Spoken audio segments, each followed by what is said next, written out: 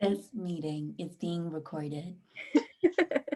Hello, my name is Lexa, and I am the creative advisor within Q Squared Studios. And I identify as a trans woman as of about the last 3 years. And I am very excited to have a chat on Pride Month. My name's Ezra Quinn Watson. I'm the founder and head writer / director, joint head, I should say, really, of Q Squared Studios. I'm pansexual and non-binary. I'm wearing a tiny little pride necklace, which is very cute. I'm Cherry Walker, co-founder and co-head writer / director for Q Square Studios, and I identify as a lesbian person. Gender pending. Ice cream van, I'm sorry. Ice cream van. Just decided who wants to go past right now. I think there's a difference between knowing and acting like it. Because when I was like 3, apparently I literally said to my mum, I feel like a girl inside, hence LGBT. But then I didn't know my sexuality or my gender identity until like so many years later, and so many years of being like, no, like that's not what it is at all. And I feel like the first time I really identified with being LGBT was when I was around like year 10. I sort of identified as like bisexual because I started like fancying guys for the first time. And as someone that was raised a boy, obviously it's not your natural instinct to look at boys as if you're attracted to them. Especially as I am bisexual now, it kind of made it more confusing because I was attracted to girls as well. I was like, well, I'm not gay, but like I don't really see myself as like a straight man. So then I just kind of started identifying as like a gay man and just sort of like a defect of trying to prove that I was gay and trying to prove that I was LGBT because I was different. It was like I had to claim that space as like a gay thing because I didn't know what else to identify as. So then I ended up becoming less in tune with my bisexuality to prove that I was gay. I love that, and you're like, I'm gay or I'm nothing. You know, when you're in school and like everyone's like, you're gay, like you have to be like, yeah. Yeah. Like a point. Like, and then they're like, no. How did I know? How did I know? When I don't know what year this was because it feels like a really long time ago, even though it really wasn't in the scheme of history. So when I was younger, I really liked Hollyoaks. There was like a storyline where John Paul and Craig were like getting together. I remember that. And I remember being like so crazy. Like rather than like thinking, oh, that's hot, I was like, I really want to be like one of those guys, but I don't understand it because I'm a girl, and I was like, I don't understand. So I didn't know that non-binary existed then, obviously, because I was like a child. So I didn't understand that like gender's more of a spectrum, but I didn't really understand gender stereotypes either. So I was just like, I am a gay man now. But I remember also thinking girls are cool, girls are good. Like when you watch like Britney videos when you're like 4 years old. And I always just thought like I want to both be Britney and kiss Britney. I don't even know if I answered that question, but YOLO. I don't know. I didn't actually realize till I was like 15 or 16. I was really late. But then looking back, actually, I think I did know. So I grew up in like quite a small town in Kent. And so that kind of thing wasn't a thing. Looking back on it, when I was a kid, I was really into like boy stuff. Hated Barbies. When I was a kid, I rejected anything feminine. I hated Barbies. I hated Bratz. I hated anything girly. And I had a lot of male friends, and we'd always play like Pokemon and like Beyblades and stuff. And I would always like play act as like one of the boy characters and have a girlfriend. This is so funny. I remember being like 11 and I was really into Disney Channel, and everything that had Ashton Tisdale was my favorite. The thing is, my journey with my sexuality is so weird because I got to like 14 and all my female friends really liked boys, and I remember them being like, what boy do you like? And I was like, I don't know. And they were like, you have to like a boy, you can't not fancy anyone. So I pretended I fancied someone from a different school because I didn't fancy anyone. I didn't have feelings for anyone when I was a teenager. And then I had a crush on this one boy when I was 14. I had a crush on him for like 2 years. But I feel like it was just like, you're the most acceptable boy. Like, have a crush on you. Like, so internalized all this homophobia. And then I got to like 15 and I was like, no way. Okay. And I started like, when I was like 15, I got like a Tumblr account and I started watching like Glee and Skins and like consuming more LGBTQ media. And then I was like, okay, no, you are bisexual. So I thought I was bi for a couple years. But everyone knew I wasn't. That's the thing. And I'd go to these parties and I'd get drunk and I'd kiss girls. And the first time I did it, my friends were like, "Ha, so quirky." And then the 7th time I did it, they're like, "Cherry, are you?" No, I don't know if you have this as well, Les, but honestly, I feel like so many people relate to that. It's like a weird, like internalized either gender thing or sexuality thing. I literally had the same thing from about, I say I kind of identified as gay because like I felt like I was clearly very feminine in myself. I was literally like 4'10" when I was like 15. Like I was smaller than the year sevens.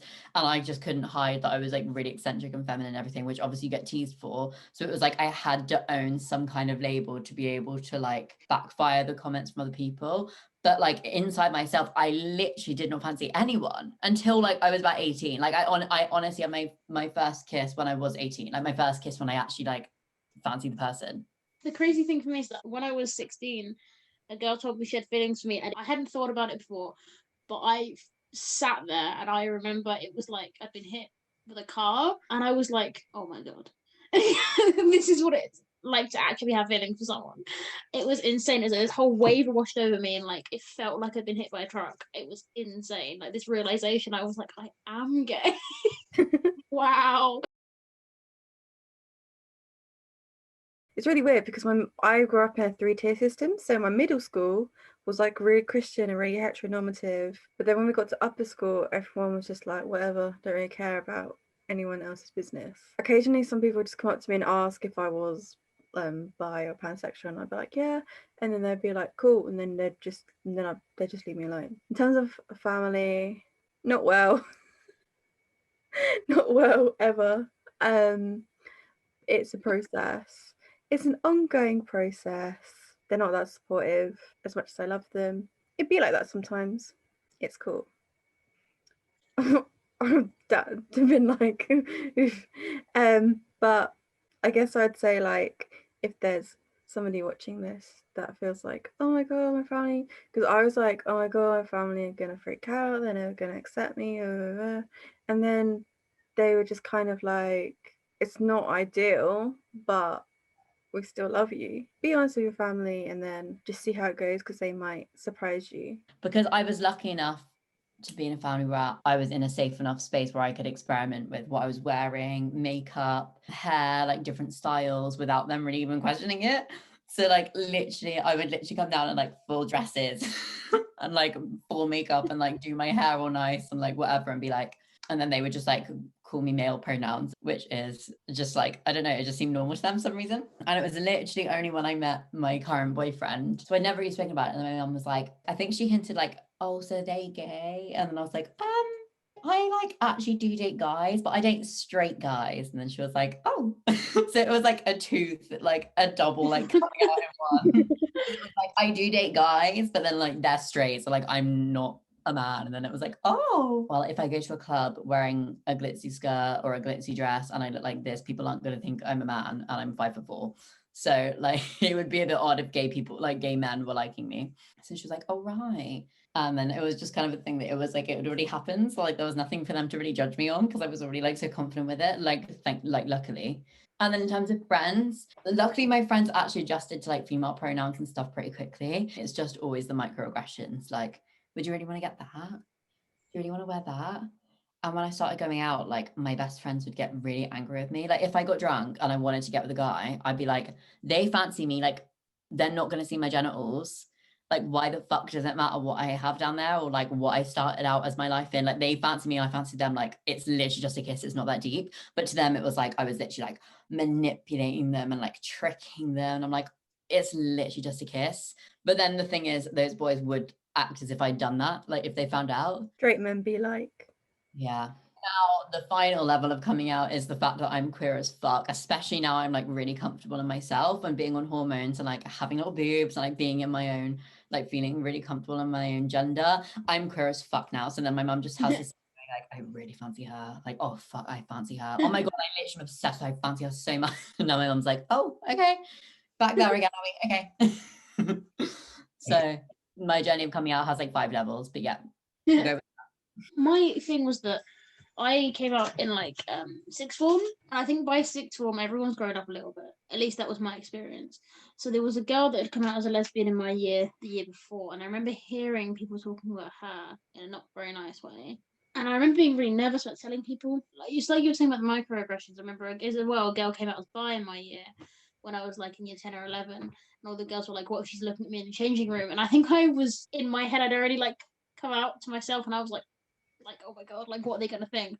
But because I waited to a sixth form, so everyone that went back was there they wanted to be there to learn and get their A levels. They weren't just there to mess about. And I stopped actually coming out. I just started being like, I like this girl, and they're fair enough. Like everyone I was around. My mum, my family came out to last. I was so scared. I think she would make comments because they were like homophobic in the small town way. They didn't think they were homophobic. You get what? Yeah. But those are the kind of comments that stick with you when you are gay. So I waited till I was 18 to come out to her. But I turned around to her and I couldn't get the words out. And she turned around and said, are you like my friend's name who was a lesbian? Like, are you like her? And I was like, yeah. And she was like, that's okay. That's fine. I don't know if I ever even came out to the rest of my family. I think they just kind of figured it out. And I remember for Christmas a few years ago when I had a girlfriend, my stepnan wrote to Cherry and my girlfriend's name, and she'd done the same to my stepsisters and their boyfriends, and I'd never had a girlfriend. And I remember I almost cried because I felt so like wholesome and accepted because we'd never spoken about it. But she was just like, a lot of my family was like that. I didn't really come out to them. They were just like, either my mom told them or they figured it out, and they were like, okay. When I was in the first year of uni, you have to like get put in with like whoever you end up with. So I got put in with loads of Essex people, and I remember I was like friends with this girl, and I remember her saying to me once, "I don't trust bisexual girls because I feel like that they'd like all fancy me if they were my friends." And I was trying to explain to her, like, not every bisexual person fancies everyone. So you just might not be that person's individual type. For instance, I don't really fancy you. And then she was like, I was literally just like, no, I don't fancy you. Like it was turning into that thing then when it was suddenly like, are you sure? Yeah, like, you know, she was just like, no, like, look at me again. Are you sure? Please. And then it turned into like a what do you mean you don't fancy me? How dare you? Also, can I just add, when you look at like the amount of sexual assaults that happen from men compared to women on women, like it's not even comparable. Yet like straight women are happy for men to fancy them when they don't look like fancy the man. Like they're like, oh, that's sweet, he fancies me. Yet like what? A gay woman's gonna like pin you to a fucking bed. Like Innit? And it's much less likely that a gay woman who has already had to experience so many microaggressions and issues of their own, that they're gonna hurt you or trying to impact your sexuality in any way. Like they have bigger issues than that. Even if they fucking fancy you, you're much safer in their hands than half the fucking guys you hang around with. Innit? Literally. You get treated like a predator. I remember being a teenager. I just exist. Like I feel more scared around them than they should feel. I know, it's like me. insects. They're more scared of you than you are of them. Obviously, growing up not identifying as a woman, I had to use the boy changing rooms in school, which is actually like some of the most triggering memories, honestly. She would like find one tiny corner, like fold all my clothes like really quickly, and I would literally like just hear all the boys around me like sitting there like half naked, like, oh, like no, like I swear she's growing like really big tits like this year, like no, I swear, or like just showing each other like the different girls' nudes, and then they have the audacity to come to me and be like, are you staring at me? Literally. Like, boy, stop staring. I'm like, as if I'm the predatory one when I'm literally sat folding my clothes, like putting them in a little corner, and you are literally there like judging girls like every inch about like our classmates' bodies, saying the most gross sexual stuff about teachers, about pupils, about people's sisters or people's mums, and you think I'm predatory. Also that you're going to be attracted to that, like, babe. I mean, I was staring. That's not the point. No, I was like, oh, so if you think I was staring, you think I'd be staring at you. Innit? Look around, like literally. It's like, do better.